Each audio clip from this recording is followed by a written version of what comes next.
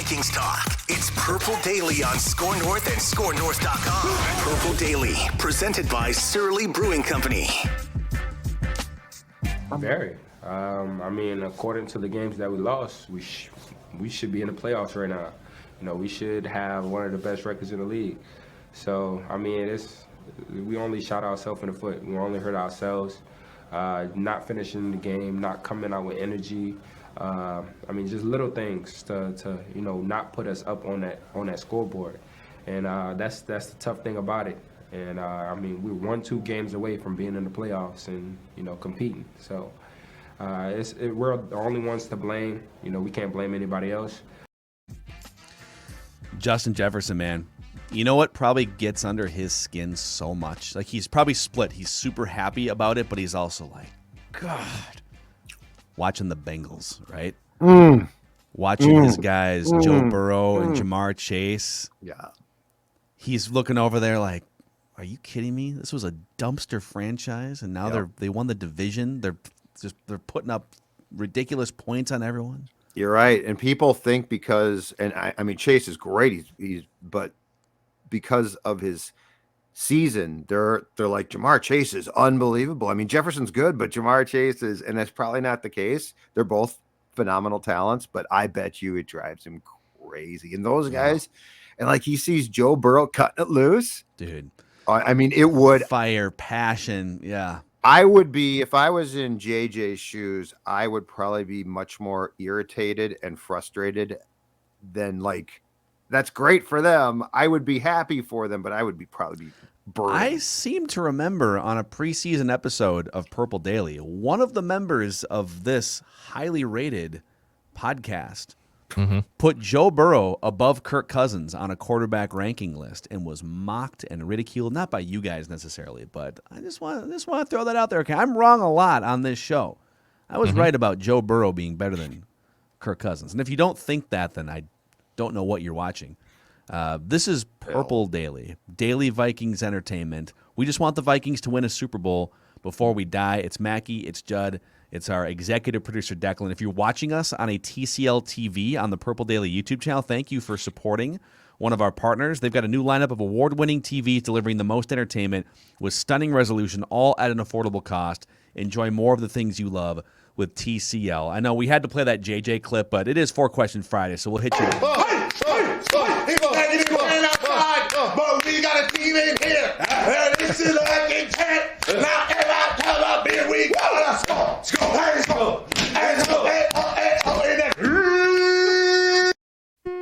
It wouldn't be an official 4-Question Friday without starting with that as well. Let's get to the first question here, boys, because it is about the quarterback Kirk Cousins.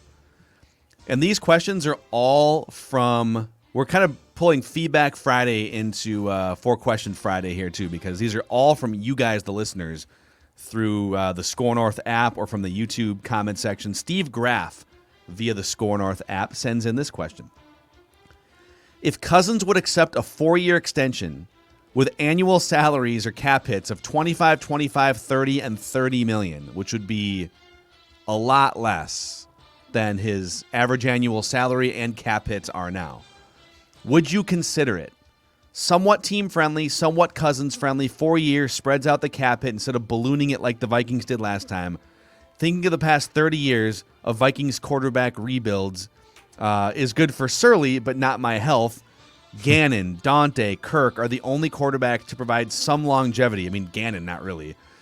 He was here for like 2 or 3 years or something, and he was he was here for like 5 years, kind of backed up and stuff. Are you willing to risk going back to the quarterback carousel for possibly many, many years in an effort to find that hidden gem like a Burrow or a Herbert? First of all, the Kirk experiment or attempt didn't work, so I'm out on Kirk. I don't care. I don't want him as my quarterback because I will go back to what I keep saying. The intangibles and how he's wired to me as a quarterback, especially in 2021 or 22, don't work. I'm out on Kirk. Second of all, I am going with a new GM and coach to go back to said carousel. I want to go back. I want to try again. The list, I feel like that's a very fair, well-stated question of everything that we're trying to push back against, which is if you're continually afraid of your past, you're never going to improve in your future. And so I want to go back and I want to find that guy. And look, I want to put myself in a position with draft picks where I could potentially go up in the 2023 draft and get that guy if I don't have that pick because of my record. So I understand what the fear is here. I totally get it. And I totally get that Kirk puts up good stats and is durable and can start most games. But he's not going to win, in my opinion, at least a Super Bowl. So I'm out on Kirk Cousins, and I am going back to the carousel, and I'm doing it because I want to go back into the singles bar of quarterbacks, and I want to find that long-term partner at the bar. You know, actually, Declan's a great example, right? Like if Declan would have stopped going to, you know, the singles bar or whatever, he never would have found the perfect woman for him. It's true. You can't just live a life of fear. You're never going to find that special someone. When you know, you know, and that's basically what happened. I had a fun summer, but when you know, you know. This is intriguing to me for the Kirk standpoint of $25 and $25 million. I mean, that does make things a little easier, and it's a reasonable contract. But I have now seen 4 years of Kirk. I've seen him have a top 10 and above average defense for the first 2 years. I've seen him have a below average defense for the last 2 years, and he has stayed the exact same. Nothing has changed. It's been the exact same type of player, and he hasn't been able to rise up. When I tweeted out that Joe Burrow fact that, all right, Joe Burrow, who is a stud and a better quarterback than Kirk Cousins, even though he's only played, 26 games in his NFL career compared to Kirk. Joe Burrow has, I think, a buffoon of an NFL head coach. He has a below-average defense. He has talented weapons all around him, just like Kirk. He has been sacked more than any other quarterback in the league. And guess what? His team is in the playoffs, and he's damn good. He's able to overcome those circumstances. I'm out on Kirk Cousins, so I can't do this contract extension. I think people are overstating the risk, quote unquote, the risk of moving on from Kirk Cousins. You know, it's like, well, what? But like, what are you gonna do? You know, I'll use the apartment analogy I used. I think it was yesterday or 2 days ago. All right, you live in a pretty decent apartment. It's fine. It's like 1,000 square feet, but it costs like $3,000 a month. And I approach you and say, hey, I think it's time to probably find a different apartment. Whoa, where am I going to live? I'm going to be homeless. I'm going to live in a cardboard box underneath the Hennepin Avenue Bridge. Like, what am I going to do? It's like, no, I know you haven't toured any yet, but there's definitely other homes and apartments. You just have to kind of open your eyes and like go on Zillow or something. I don't know. Just start making some phone calls. There's different places you could live that might be more cost effective or might just be better, right? They might have more amenities.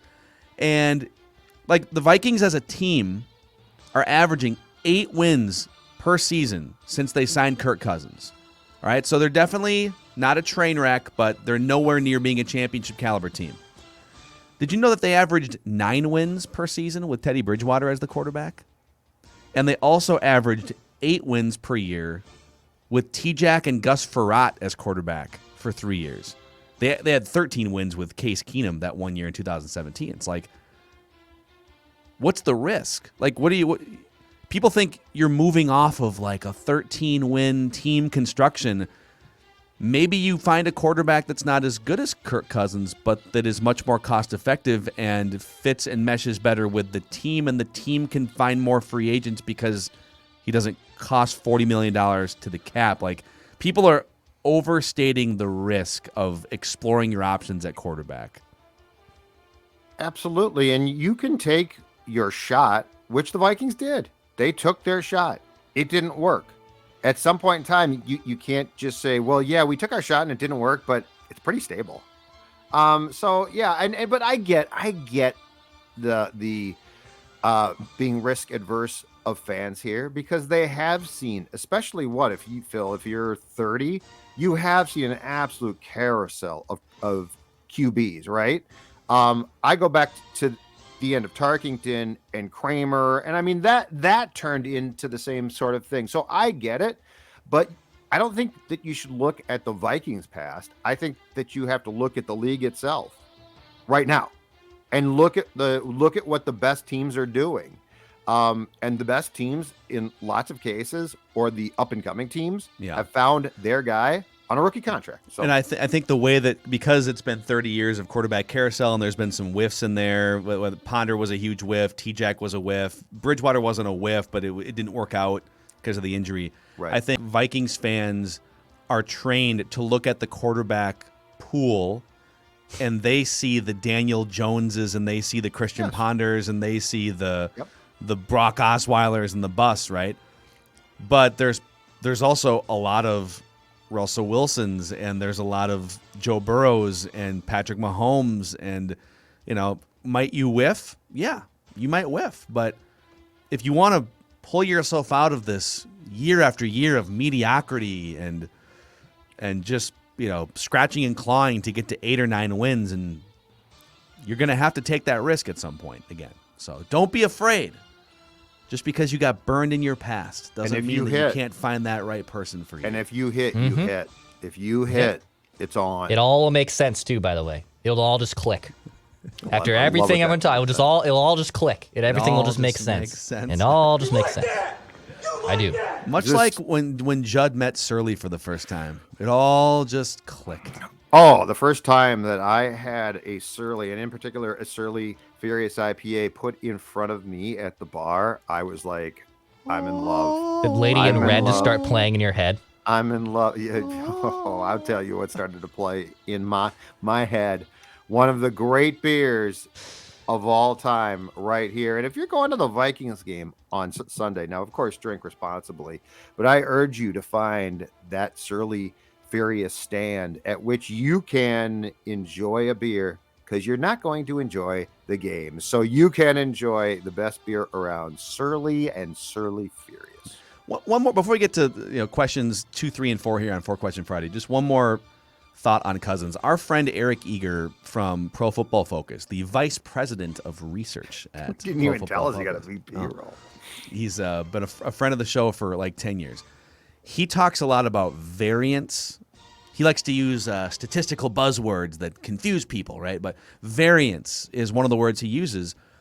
And how I interpret that to mean is it's range of outcomes. That Kirk Cousins has a very narrow range of outcomes because he's solid, right? He's accurate, he's solid.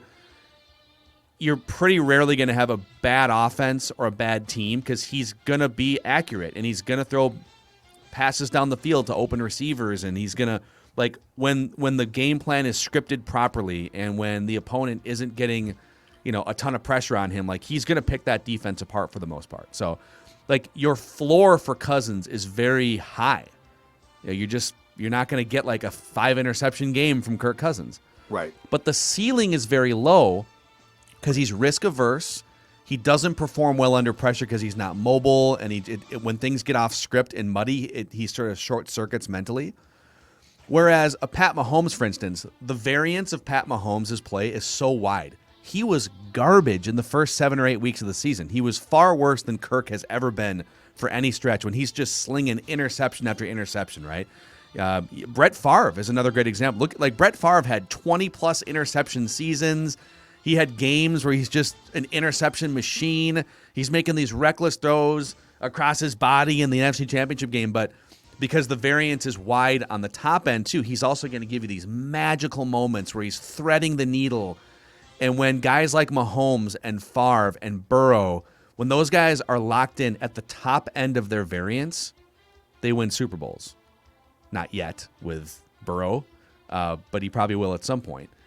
And I would rather gamble on a quarterback with a wider range of outcomes so I can tap into the peak potential, threading needles, getting hot for a week and a half or for a month and a half in the playoffs, right? Kirk doesn't give you that. He gives you, again, a higher floor than some of the best quarterbacks that we've ever seen. But the ceiling is far, far lower. Aaron Rodgers, by the way, is one of the rare quarterbacks that gives you the astronomical ceiling with also a high floor. Yes. Because he doesn't throw interceptions. Right. It's incredible. So, he doesn't have that dynamic upside that you probably need hate him to win 4 games. Declan and I think you hate Kirk. Why do you hate Kirk? Why did you have to move because of Kirk? You like that? You like that? Just stay awake at night thinking about him.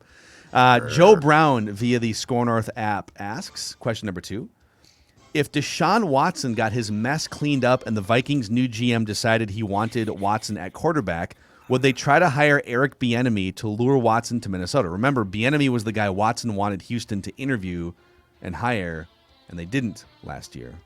What are your thoughts? I don't know. Like, that's so much. Watson would have to be basically exonerated of not one charge, but multiple, 20 plus charges. And then bring in Eric Bieniemy, and then Watson's contract is absolutely enormous. So you do have cap problems, although I like him a lot.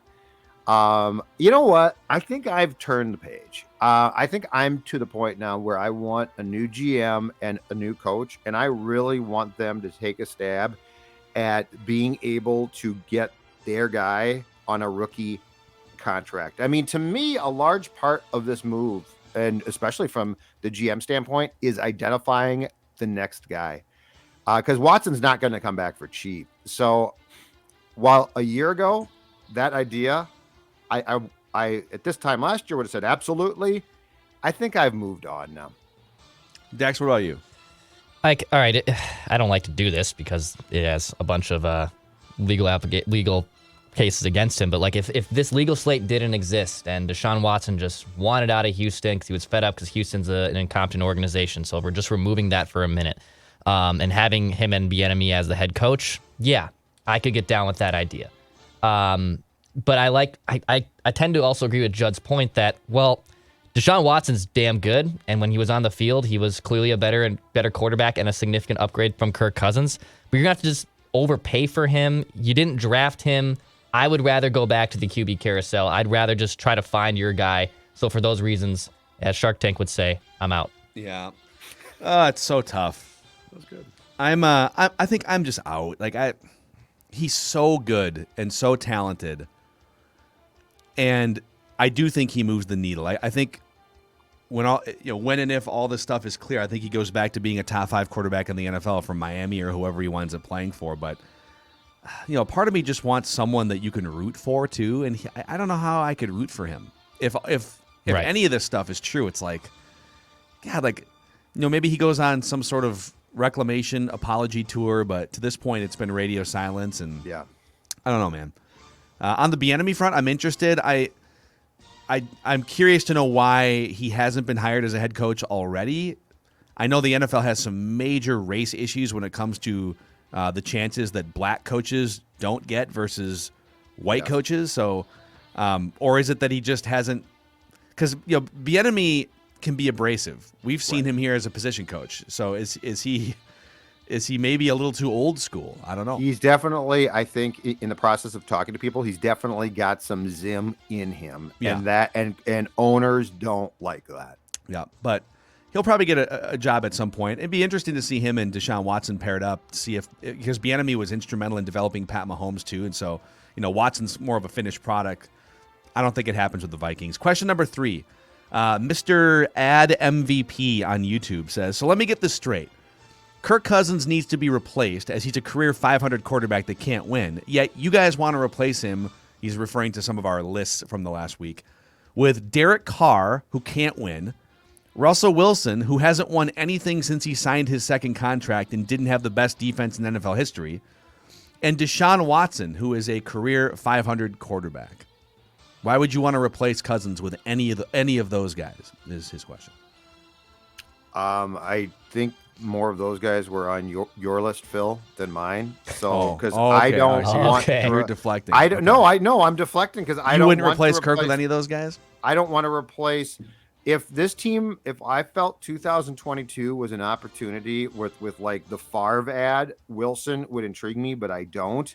And so, no, I want to go to the well of trying to find a very good young QB, and that's going to take some time. So, no, I'm pretty much out on the expensive vets right now. Well, I would rather have a cheap rookie contract successor. So don't get me wrong. Like that would be amazing. But I would absolutely replace Kirk with any of these 3 guys. I know Russell Wilson's contract is bloated, but I lost Phil there. He's back. He's We're back. good. am I back? Okay. Yep, You're you're back. You're back. I feel like the the Kirk Crusader gremlin. I thought you were going to stop and say, Trying to I'm just interrupt. wrong. I'm sorry. If you can't see why Russell Wilson is levels better than Kirk Cousins, I don't know how to help you. Like, if you watch football and think, oh, those are the same, or Cousins is better than Wilson, like, I don't know. I mean, Wilson's been banged up this season, and he's definitely grown stagnant with his coach and organization. But like, he's a Hall of Famer. Like, he's one of the best quarterbacks last year. I think Derek Carr. The intrigue there is that you would save $26 million to the cap next year if you were to make that swap. He's also with one of the 5 most train-wrecky organizations in the NFL, and I love that he's a gravitational pull guy. I love that his teammates love him. He's fiery, passionate. He's excellent late in games. He's kind of the anti-Kirk Cousins in that way. And Deshaun Watson, I mean, watch the games. Like, again, I'm kind of out on that, but like, he's electric. And the Texans were 21-10 the 2 seasons prior to the 2020 train wreck, where the entire roster wanted Bill O'Brien fired, and they just wound up. They traded DeAndre Hopkins before the season. Like, the organization was in a nosedive. But like, yeah, any 3 of those guys would be an on-field upgrade over Kirk. It's not really debatable. All right, question 4 from Gary George via the Score North app. Are the Wilfs really going to let Zimmer ruin the Vikings' chance at a top 10 draft pick by playing starters on Sunday?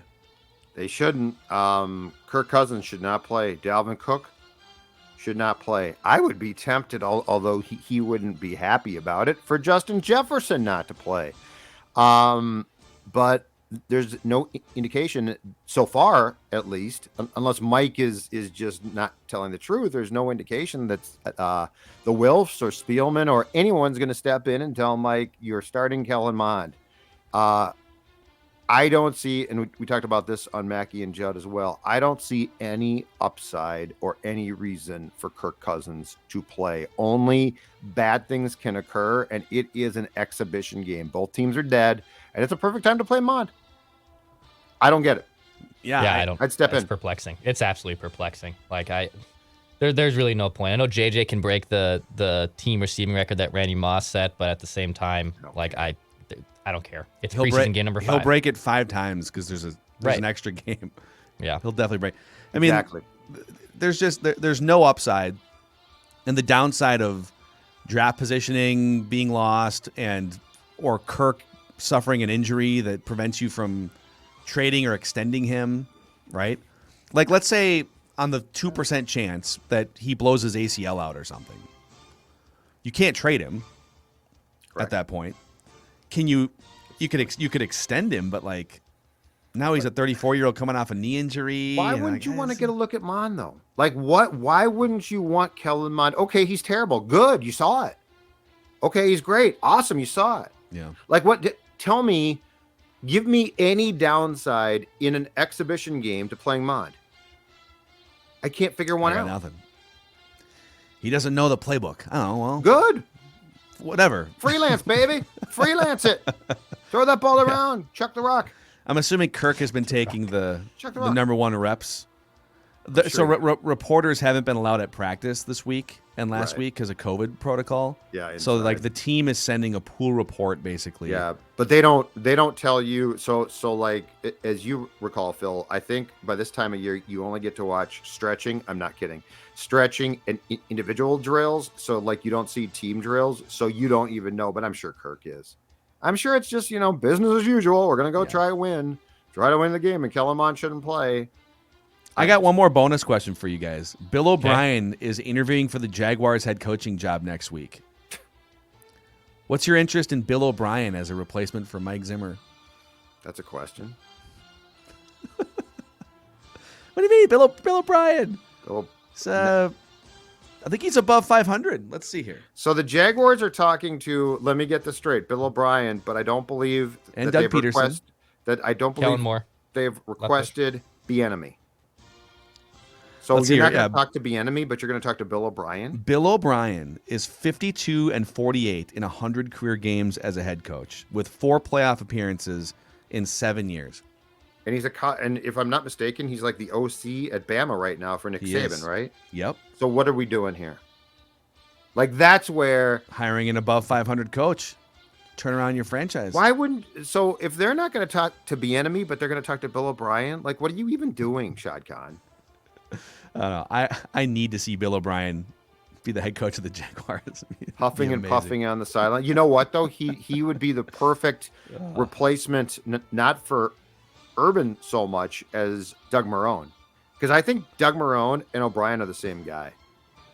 Like, they're both like huffy puffy, 50 my age football coaches shouting out directions. Well, the other thing too, you could say that Bill O'Brien as a head coach was better than Bill O'Brien as a personnel guy, and they gave him all the power Jim. basically. Yeah, for he traded multiple years. Yeah, Hopkins, right?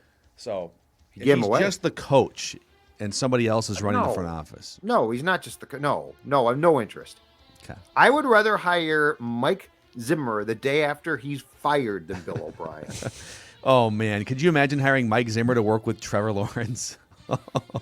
No, I couldn't. But I would rather have that. I mean, Bill O'Brien. Bill's not seen as a quarterback whisperer, right? Because he got he actually is to get Deshaun Watson. Well, he helped develop Deshaun Watson. No, I know he is, but I'm saying I know they had a falling out, but we don't really think that he helped that much, do we? No, but no, his job has been throughout his career quarterback guru. He was Tom Brady's quarterback coach. I said, Out. Whatever. Yeah, just thanks for the extra question. All right, those are I can never get that time back. On that note, all right, Judd, you can never get that weight back either. You don't want it back. I don't want it back. But I do want the opportunity here to talk about my friends at Livia Weight Control Centers. 240 when I started. Right now, 208. That's right, Wow. 30 plus pounds. And when it comes to weight loss, there's no better feeling than saying, I did it. Take the Livia I Did It 8-week challenge and get your first 8 weeks for free. Now, I said first 8 weeks for free. Let me put this gentleman into context. In the first 8 weeks on the program for me, so 8 weeks for free. In my first 8 weeks, lost 26 pounds. Wow. Lost 26 pounds, 3.6 pounds per week. So imagine going into March, experiencing that success and that part of the program. I'll say it again. It is free. Call today, 855-GO-LIVEA, or go to livia.com, livea.com, 855-GO-LIVEA. Livia, limited time offer. But again, first 8 weeks for free. I lost 26 pounds in that time. So go lose yourself some weight. Boom. There it is. You like that? You like that? All right, that is a wrap. Remember, Vikings Vent Line will still happen after this exhibition game on Sunday, but it'll be all about what you guys, the audience, and Vikings fans want this team to do going forward. So we've kind of spent the whole week saying what we think should happen, what we think will happen.